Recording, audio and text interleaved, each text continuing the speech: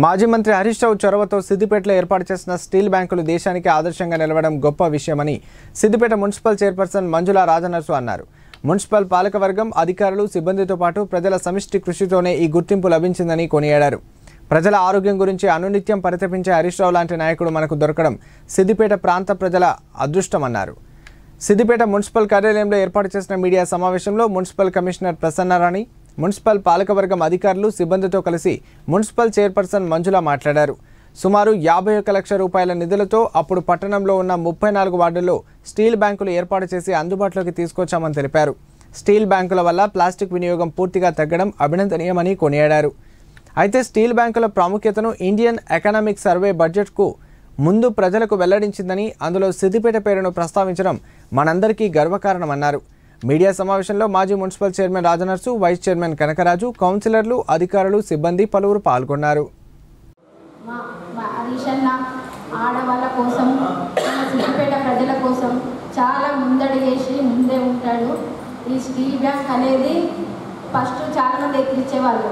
Corona టైంలో ఎవరు తీసుకుంటారు, ఎవరు తీసుకోరు అని ఎక్కిరించినట్టు, ఎవరు తీసుకుంటారు స్టీల్ బ్యాంక్ ఎందుకు, ఈ పేపర్ ప్లేట్లు అయితే తిని పారేయచ్చు, అవైతే ఎవరు అడగాలనే ఆలోచనతో చాలామంది ఫస్ట్ తీసుకోలేరు.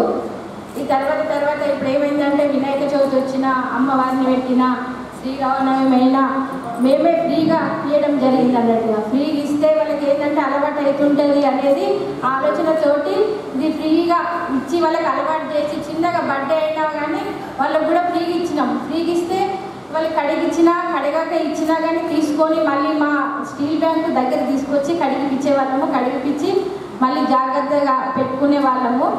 అయితే ఇప్పుడు ఎక్కిరించిన వాళ్ళకి ఏంటి అంటే ఇప్పుడు సిద్దిపేట నంబర్ 1గా నిలిచింది అనేది వాళ్ళకి తెలిసి వస్తుంది. ఎందుకంటే ప్రతి విషయంలో సిద్దిపేటను తక్కువ చేసి కొంతమంది మాట్లాడుతూ ఉంటారు. తక్కువ చేసిన వాళ్ళకి బుద్ధి చెప్పినట్టు అయింది అని నేను అనుకుంటున్నా. మాజీ మంత్రి హరీష్ రావు గారికి ధన్యవాదాలు తెలియజేస్తున్నాము.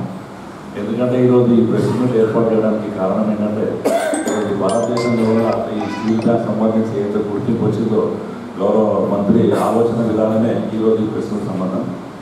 అయితే మనం ఆ రోజు స్వచ్ఛ సిద్దిపేట, ఆరోగ్య సిద్దిపేట అనే భాగంలోనే మన హరీష్ రావు గారు అందరి ఆరోగ్యం కాపాడాలి, పచ్చదనాన్ని మనం పెంచి పోషించాలి, అదేవిధంగా మనం చెట్లు మీద ఎంత గౌరవంగా మనం పెంచి పోషిస్తామో మనుషుల ఆరోగ్యం కూడా అదే విధంగా ఉండాలని చెప్పేసి దృష్టిలో పెట్టుకొని ఈ మన సిఎస్ఆర్ నిధుల కింద 51 ఇందాక మన వైస్ చైర్మన్ చెప్పినట్టు 51 లక్షల రూపాయలు తీసుకొచ్చి మన బాల వికాస్ ఆధ్వర్యంలో మనం ప్రతి 34 వార్డులు ఉన్నప్పుడు ఈ 34 వార్డులలో కూడా ప్రతి వార్డులో కూడా స్టీల్ బ్యాంక్ ఏర్పాటు చేయడం